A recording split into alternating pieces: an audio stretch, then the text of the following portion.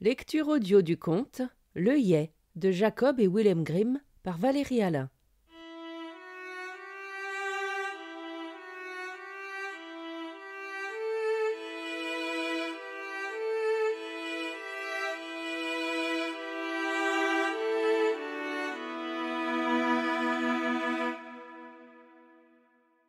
Il était une fois une reine dont notre Seigneur avait rendu le sein stérile, si bien qu'elle n'avait pas d'enfant.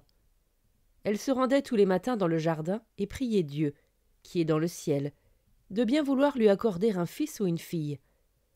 Un ange descendit alors du ciel et lui dit « Sois satisfaite, tu auras un fils qui sera doué de pensées magiques, car tout ce qu'il souhaitera, cela arrivera. » La reine alla trouver le roi et lui annonça l'heureuse nouvelle, et quand le temps fut écoulé, elle mit au monde un fils, et la joie du roi fut immense.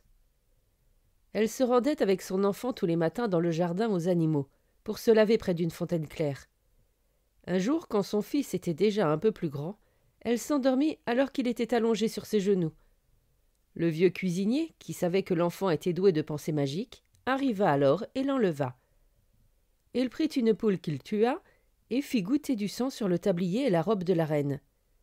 Il emmena ensuite l'enfant dans un lieu caché où une nourrice devait l'allaiter, puis il courut chez le roi pour accuser la reine d'avoir laissé les bêtes sauvages enlever son enfant. Et quand le roi vit le sang sur le tablier de sa femme, il crut cela, et sa colère fut telle qu'il fit construire une tour haute et profonde, dans laquelle ne pénétrait ni la lumière du soleil, ni celle de la lune. Il y fit conduire et emmurer son épouse. Elle devait y rester pendant 7 ans, sans boire ni manger, et mourir de faim. Mais Dieu lui envoya 2 anges du ciel, sous l'apparence de 2 colombes, afin qu'ils se rendent chez elle 2 fois par jour pour lui apporter son repas, jusqu'à ce que les 7 ans soient écoulés. Le cuisinier se disait cependant « Si l'enfant est doué de pensées magiques, et que je suis ici, il pourrait bien me faire sombrer dans le malheur. » Il quitta alors le château, et se rendit auprès du petit garçon, qui était déjà assez grand pour savoir parler, et il lui dit « Fais le vœu d'avoir un beau château avec un jardin, et tout ce qui va avec. » Et à peine ces paroles eurent-elles franchi les lèvres du petit garçon que tout ce qu'il avait souhaité était là. Au bout d'un certain temps, le cuisinier lui dit « Ce n'est pas bon que tu sois seul ainsi. Fais le vœu d'avoir une belle jeune fille pour te tenir compagnie. » Le fils du roi fit le vœu qu'elle soit là, et elle apparut aussitôt devant lui, si belle qu'aucun peintre n'aurait été capable de la peindre. À compter de ce moment-là, ils jouèrent ensemble, et s'aimèrent de tout leur cœur, et le vieux cuisinier allait à la chasse comme un homme distingué. Il lui vint cependant à l'idée que le fils du roi pourrait souhaiter, un jour, être près de son père, ce qui le mettrait dans un grand embarras. Il sortit donc, prit à part la jeune fille, et lui dit « Cette nuit, quand le garçon dormira, approche-toi de son lit et plante-lui ce couteau dans le cœur. Apporte-moi ensuite son cœur et sa langue. Et si tu ne fais pas cela, tu perdras la vie. » Sur ce, il partit.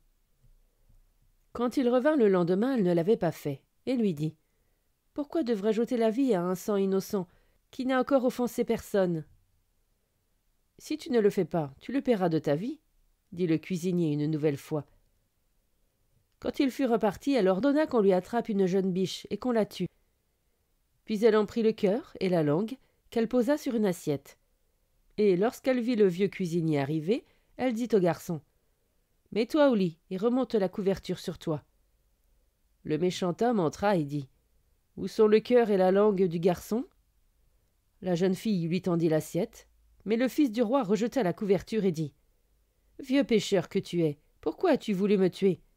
À présent je vais prononcer ta sentence. Tu seras changé en un caniche noir qui aura une chaîne d'or autour du cou, et tu mangeras des charbons ardents, de telle sorte que des flammes jailliront de ta gueule. » Et dès qu'il eut prononcé ces mots, le vieux fut changé en un caniche qui avait une chaîne d'or autour du cou, et les cuisiniers durent apporter des chardons ardents qu'il avala, et des flammes jaillirent de sa gueule. Le fils du roi resta encore là pendant un certain temps, pensant à sa mère, et se demanda si elle était encore en vie. Finalement, il parla ainsi à la jeune fille. « Je vais rentrer chez moi dans mon pays. Si tu veux m'accompagner, je te nourrirai. » « Ah, la route est si longue, et que ferais-je dans un pays étranger où je suis inconnu ? répondit-elle. Ainsi, comme la jeune fille ne désirait pas vraiment le suivre et qu'il ne voulait tout de même pas se quitter, il fit le vœu qu'elle soit changée en un bel œillet et la mit dans son sac.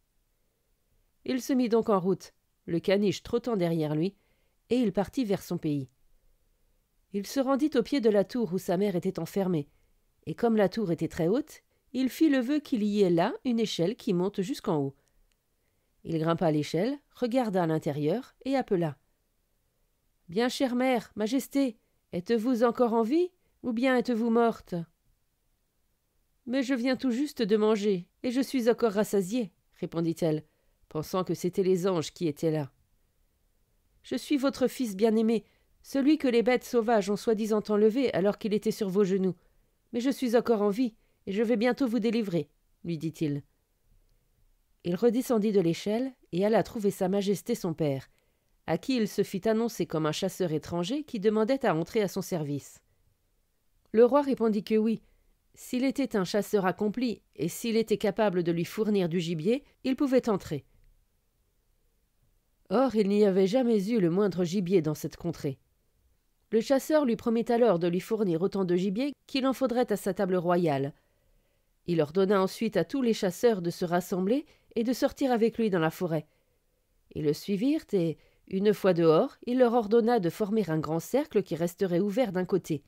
Puis il se plaça au milieu et se mit à souhaiter qu'il vienne du gibier. Aussitôt il accourut 200 pièces de gibier, et bien plus encore, et les chasseurs durent les abattre.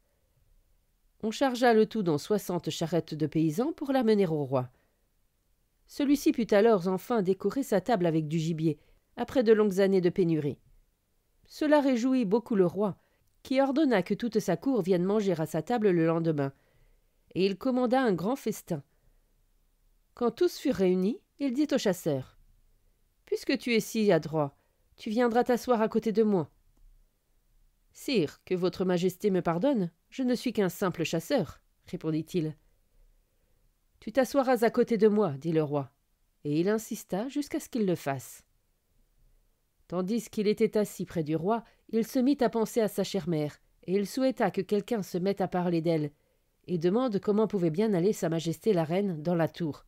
Était-elle encore en vie, ou bien était-elle morte de faim? À peine eut-il souhaité cela que le maréchal ouvrait déjà la bouche pour dire : « Altesse, nous autres, nous vivons dans la joie ici, mais qu'en est-il de sa majesté la reine dans la tour? Est-elle encore en vie, ou est-elle morte de faim? » « Elle a laissé les bêtes sauvages dévorer mon fils bien-aimé, et je ne veux pas entendre parler d'elle, » répondit le roi cependant. « Monsieur mon père, » dit alors le chasseur en se levant, « elle est encore en vie, et moi je suis votre fils, et les bêtes sauvages ne l'ont pas enlevée, c'est un coquin, le vieux cuisinier, qui l'a fait. Pendant qu'elle dormait, il m'a pris de ses genoux, et il a fait couler du sang de poule sur son tablier. » Prenant ensuite le chien au collier d'or, il poursuivit. Le voilà, ce méchant homme. Et il fit apporter des charbons ardents que le caniche dut manger devant tout le monde, si bien que des flammes jaillirent de sa gueule. Le chasseur demanda ensuite au roi s'il désirait le voir sous sa véritable apparence. Puis il souhaita que le chien reprenne l'apparence du cuisinier, et celui-ci apparut aussitôt avec son tablier blanc et son couteau à la ceinture. À sa vue, le roi se mit en colère et ordonna qu'on le jette dans le cachot le plus profond. Le chasseur poursuivit. « Père, désirez-vous voir la jeune fille qui m'a élevé si tendrement et qui, ensuite, devait me tuer, mais qui ne l'a pas fait, bien que sa propre vie eût été en jeu ? » ?»« Oui, je veux bien la voir, » répondit le roi. « Mon cher père, je vais vous la montrer sous l'apparence d'une belle fleur, » répondit le fils. Il mit la main dans son sac, en sortit l'œillet et le posa sur la table du roi, et la fleur était si belle que le roi n'en avait jamais vu de semblable.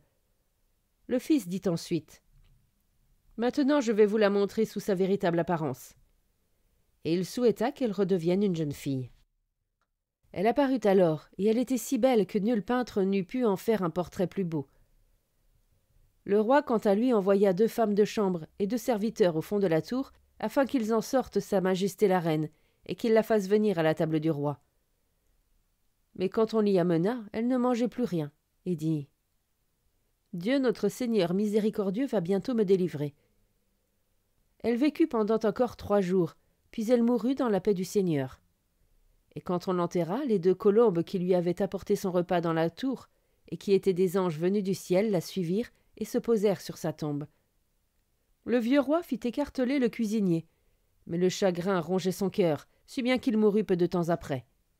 Son fils épousa la belle jeune fille qu'il avait apportée dans son sac sous l'apparence d'une fleur, et quant à savoir s'ils vivent encore, Dieu seul le sait.